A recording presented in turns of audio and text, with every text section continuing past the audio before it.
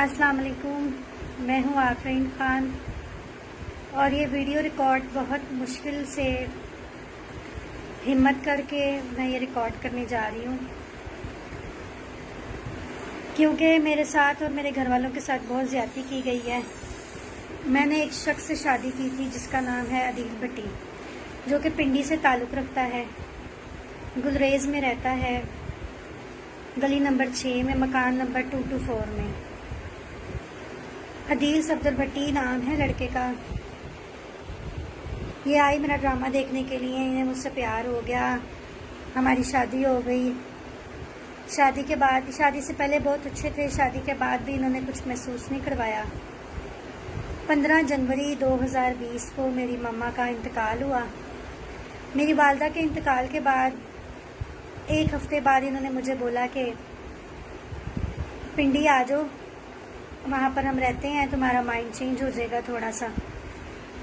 मैं अपने घर वालों को लेकर वहाँ पर चली गई। मेरे घर में मेरा भाई है, मेरी भाभी है, एक मेरी छोटी बेटी है और एक मेरी भांजी है। हम वहाँ पर चले गए। वहाँ पर इनकी और मेरी घूमते फिरते किसी बात पे थोड़ी सी बहस हुई। इन्होंने मुझे अपने घर ले गए, वहाँ ले जाके इन्होंने मुझे बंद कर दिया और मुझे वहाँ पर 25 दिन रखा और मुझे बहुत ज़्यादा मारा, मेरे पर तशद्दुद किया, जुल्म किया, ज़बरदस्ती मुझे शराब पिलाई, मेरे वीडियो बयान रिकॉर्ड करते रहे और मुझे वीडियो बयान में कहते रहे कि तुम बोलो कि तुम अपने भाई को छोड़ दो, तुम मेरे भाई को मार दो, मैं नहीं जानती अपने भाई को। मुझे कहते मैं तुम्हें अकेला रखना चाहता हूँ, तुम अपने घर वालों को छोड़ दो, अपने काम को छोड़ दो।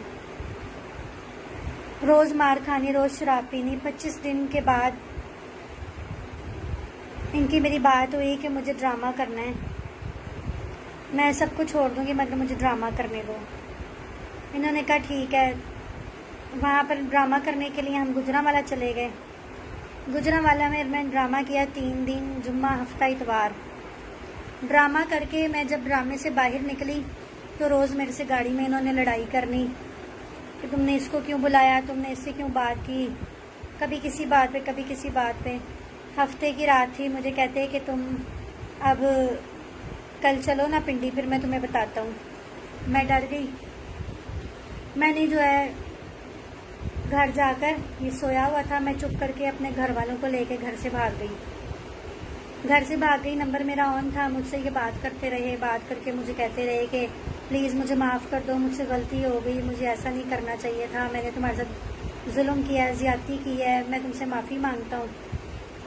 उसके बाद कोरोना आ गया। कोरोना आने के बाद हालात बहुत ख़राब हो गए क्योंकि कामकाज भी बंद हो गया था। इनकी मेरी सुलह हो गई।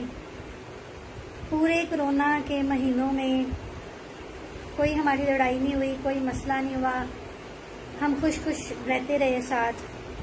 उसके बाद 14 मुहर्रम से हमारा ड्रामा शुरू हुआ।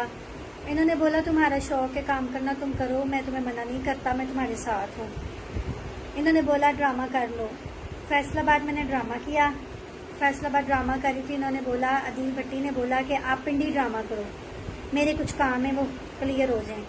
मैं पिंडी ड्रामा करने के लिए गई तो पिंडी में जुम्मा, हफ्ता, इतवार 2-2 शो थे। वो शो हमारे गुजरते गए। असद भट्ट प्रोड्यूसर का ड्रामा था, सरोज थिएटर नया खुला सदर में, वहाँ पर मेरा ड्रामा था।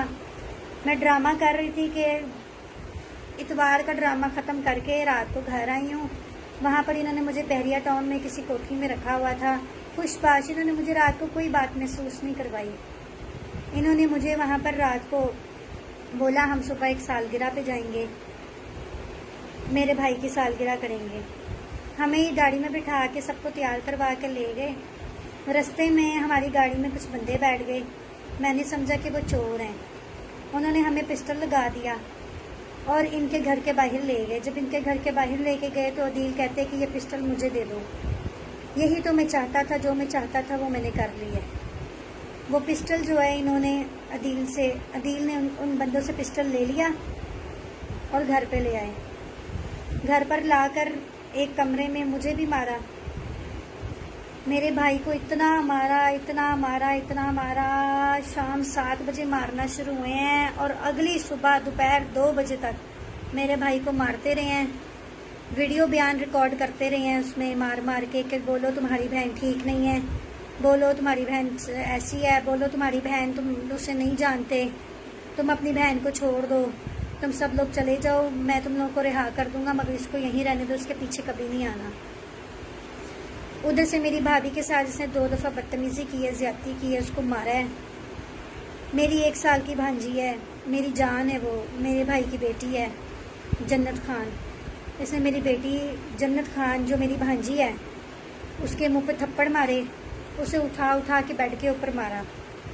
उसके बाद मेरी बेटी है खुशी खान जो अब 5 साल की हो गई है, उसे मारा। वो इस कदर डरी हुई है इस शख्स से कि वो कहती कि बाबा का नाम भी ना लो। इतना इन लोगों ने हमारे साथ वहाँ पर जुल्म किया, उस रात इतना जुल्म किया, इतना जुल्म किया कि मैं आप लोगों को बयान नहीं कर सकती। वहाँ पर इनकी अम्मी ने मेरी जान बचाई। इनकी अम्मी शगुफ्ता नाज नाम है उनका, उन्होंने मेरी जान बचाई। उन्होंने कहा कि तुम ये तलाकनामे पे दस्तखत और अंगूठे लगा दो, तुम्हारी जान छुट जाएगी, तुम चली जाना। मैंने उसके ऊपर दस्तखत किए, अंगूठे लगाए, इनके पाँव पड़ी, माफ़िया मांगी। इन्होंने सारी रात मुझसे अपने पाँव चटवाए। अदील ने मुझसे मेरे भाई से अपने पाँव चटवाए और मार मार के बोला बुलाओ, किसको बुलाना है, कौन है तुम्हारे पीछे आने वाला? तुम्हारे पीछे आने वाला कोई नहीं है। मुझे तो इंतज़ार था तुम्हारी माँ के मरने का, तुम्हारी माँ मरी है तो ही तो मैंने ये किया है सब। ना बाप है तुम्हारा, ना माँ है, ना कोई और पीछे आने वाला है। क्या करना है अब तुमने?